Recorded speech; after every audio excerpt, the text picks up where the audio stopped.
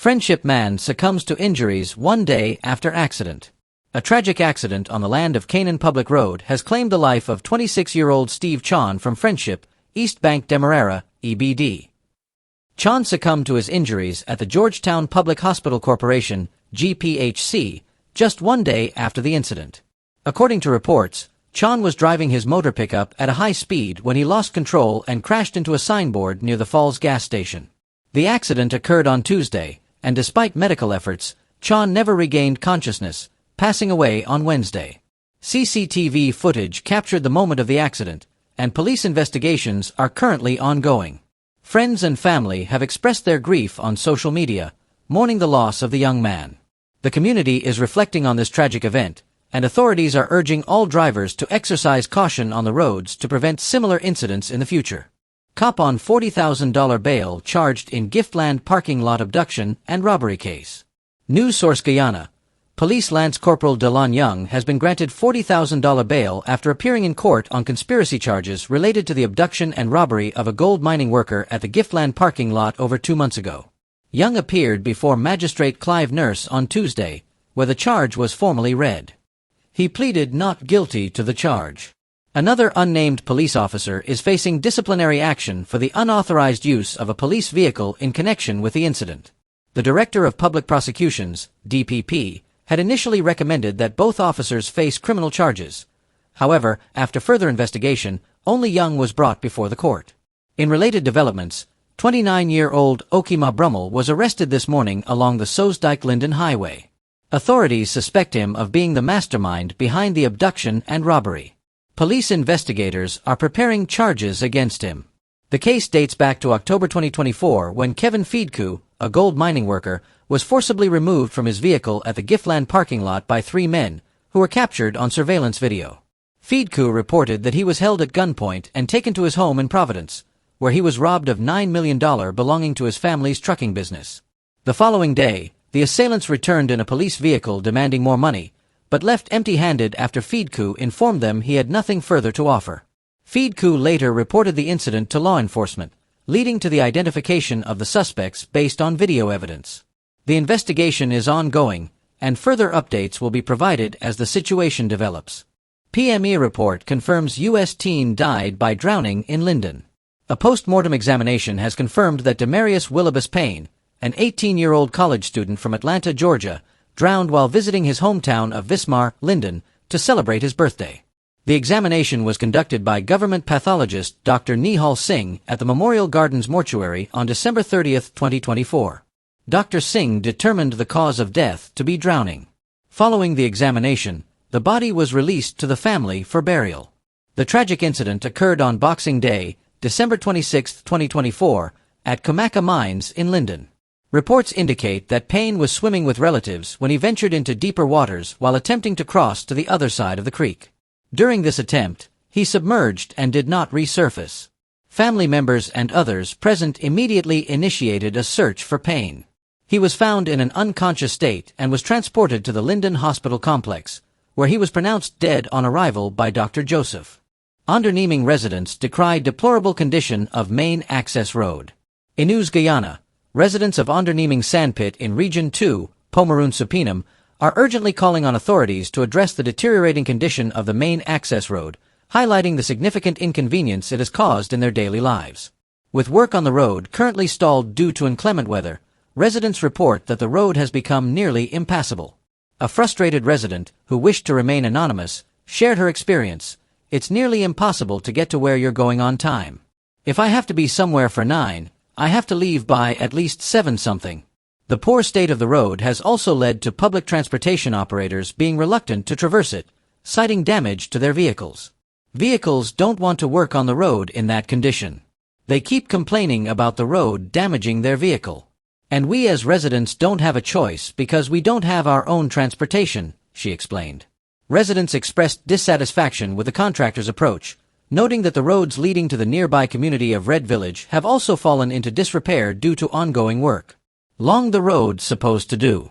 Is only now they getting it done, and even though they getting the road done, there is hardly a way for vehicles to pass," lamented another villager. The situation has been exacerbated by heavy rains, which have left sections of the ungraded road submerged and nearly unusable.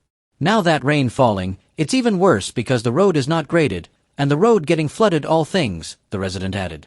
In light of these challenges, the residents are appealing for immediate action to alleviate their difficulties. They are also urging authorities to monitor the progress of the roadworks and ensure that the project is completed in a timely and efficient manner. Opposition leader Aubrey Norton criticizes President Ali's $130,000 minimum wage announcement as political gimmick. Opposition leader Aubrey Norton has expressed strong disapproval of President Ali's recent announcement regarding the increase of the minimum wage for the joint services to $130,000, labeling it a political gimmick that fails to address the real economic needs of the citizens of Guyana. Norton stated, again, it is not a livable income. Until the government can provide people with a livable income from all resources, they are only involved in political gimmicks. He further highlighted that while the minimum wage has been raised, public service salaries remain stagnant, questioning whether the president intends to raise the public service minimum wage to $100,000 as well. Even if he does that, you're still in the dilemma of not having a livable income, Norton added. He emphasized that with the wealth generated from the country's oil resources, the people of Guyana deserve a minimum livable income, which he estimates to be around $200,000 per month. Norton pointed out the income disparity, noting, "May I also point out that the president's salary this month is $290,000. How could he be serious about the interests of the people of Guyana when, as an individual, he receives that kind of money while struggling to provide the people with the $200,000 per month that they need?" The opposition leader called for a more substantial and realistic approach to wage increases, urging the government to prioritize the needs of the citizens over political posturing. Guygas rejects claims of faulty regulators following recent LPG incidents. Guygas Incorporated has issued a statement addressing recent media reports regarding cooking gas, LPG, accidents and the quality of its regulators. Director of Guygas Incorporated, Siri Persaud, extended best wishes for a complete recovery to the families affected by these unfortunate incidents. LPG is a highly flammable substance that requires the highest standards of production, handling, and use, Persaud stated. He emphasized that Guygas prides itself on its unblemished safety record, which is built upon the highest industry standards, including the quality of its cylinders and fittings. Guygas sells only DOT and ISO-certified cylinders and CE-approved regulators from a reputable Danish company. This same company supplies us with packaged and approved hoses and clamps, he added. Recent media reports from January 6th and 7th quoted a relative of an incident involving a competitor's gas cylinders, who alleged that a faulty regulator supplied by Guygas was to blame. In response, Guygas strongly rejects these claims regarding the quality of its products.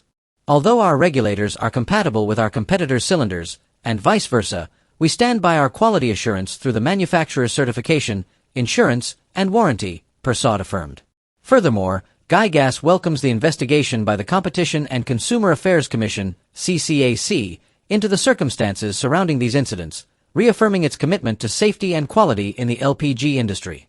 President Ali announces $130,000 basic salary for lowest-ranked joint services members. President Dr. Mohammed Irfan Ali has announced that all members of the joint services at the lowest rank will now receive a basic salary of $130,000. This initiative aims to address long-standing salary discrepancies among various agencies within the joint services. During an event at the Guyana Fire Service, GFS, headquarters on Homestretch Avenue, where he also handed over 40 new Rapid Intervention Vehicles, RIV, President Ali acknowledged that while some agencies have ranks at the lowest level receiving $130,000, others have been limited to $110,000. He emphasized that the goal is to ensure equity across the pay scale, reinforcing his administration's commitment to the welfare of the joint services. I've spoken to the Minister of Finance and I've asked that he ensure that every rank in the joint services that is at a constable level be paid a minimum salary of $130,000, President Ali stated. The president further highlighted the government's ongoing appreciation for the hard work and dedication of Guyana's joint services personnel. We ask you to give up your best to our country, and we will give ours. The country will invest in you, he added.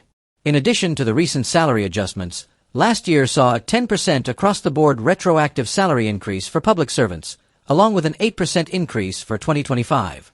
Members of the joint services also received their annual one-month bonus, totaling approximately $1.6 billion in additional earnings.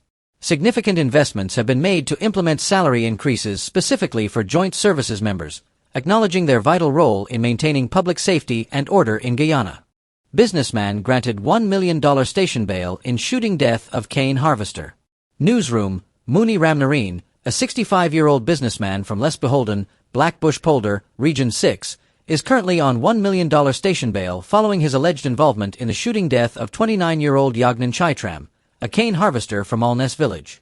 Chaitram died on New Year's morning. According to Crime Chief Wendell Blanham, Ramnarine is required to report regularly to the police station, as his period of detention has concluded. Authorities are awaiting legal advice to determine the next steps in this ongoing investigation. Devendra Chaitram, Yagnan's brother, recounted the events leading to the tragedy.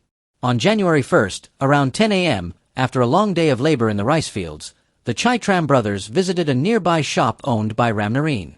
Devendra noted that the shop was lively, with patrons consuming alcoholic beverages. Devendra explained that when they arrived, Ramnarine asked them to leave. While Devendra exited to catch public transportation, Yagnan stopped to talk to acquaintances in the shop. Moments later, Devendra reported hearing a gunshot and turned to find his brother shot.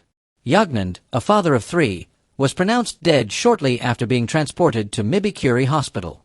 A post-mortem examination revealed that he succumbed to shock and hemorrhage due to a gunshot injury. Devendra expressed confusion over the shooting, stating they had previously visited the shop without incident.